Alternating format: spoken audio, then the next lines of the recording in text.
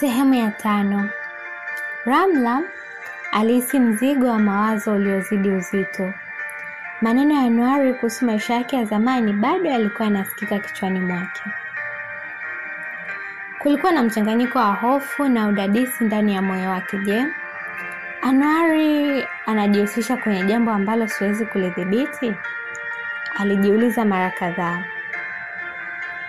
Siku ilianza kwa kawaida kazini, lakini mara kwa mara Ramla alijikuta akiwaza kuhusu usiku uliopita. Wakati huo huo, Sanaa alizidi kuchochea udadisi wake kwa ujumbe wa mara kwa mara. Je, umepata taarifa zaidi? Huyu kijana lazima awe na historia ya ajabu, ulisomeka ujumbe mmoja.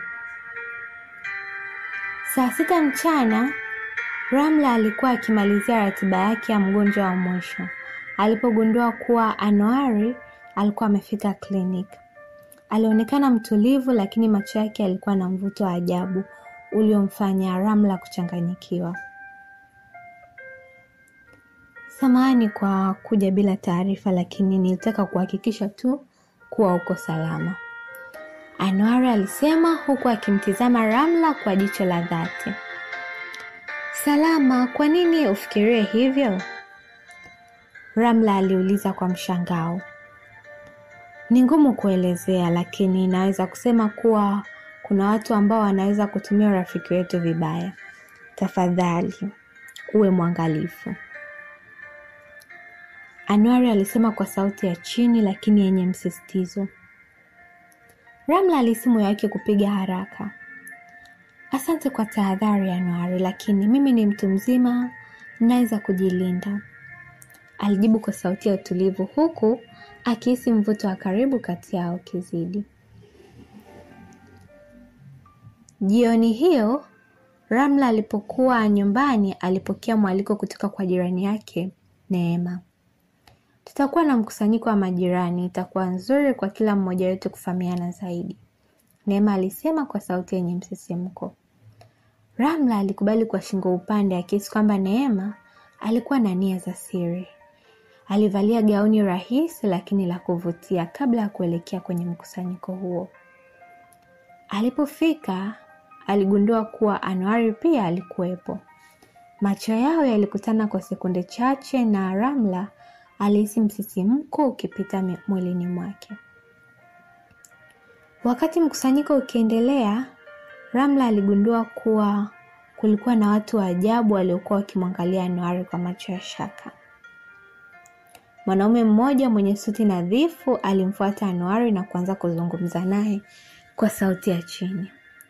Lakini Ramla aliweza kugundua kwamba mazungumzo hayo yalikuwa na mvutano mkubwa. Baadaye Anuari alimsogelea Ramla. Je, tunaweza kuondoka hapa pamoja? Aliuliza kwa sauti ya dharura. Ramla alihisi hofu lakini alikubali.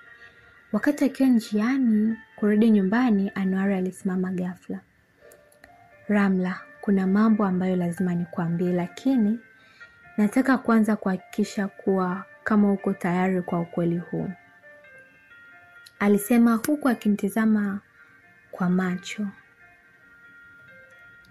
Wakiwa wamefika nyumbani kwa Ramla, walikaa sebuleni kwa ukimya wa muda. Kisha Anuari alianza kueleza.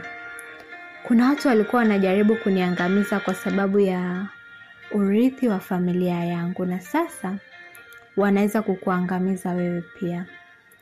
Ramla alihisi mwili wake ukitetemeka. Kwa nini mimi Anuari?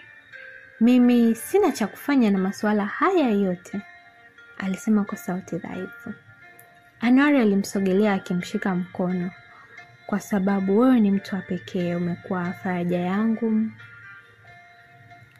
na sababu ya mimi kuendelea kupambana, alisema huku macho yake yakitoa hisia kali za dhati.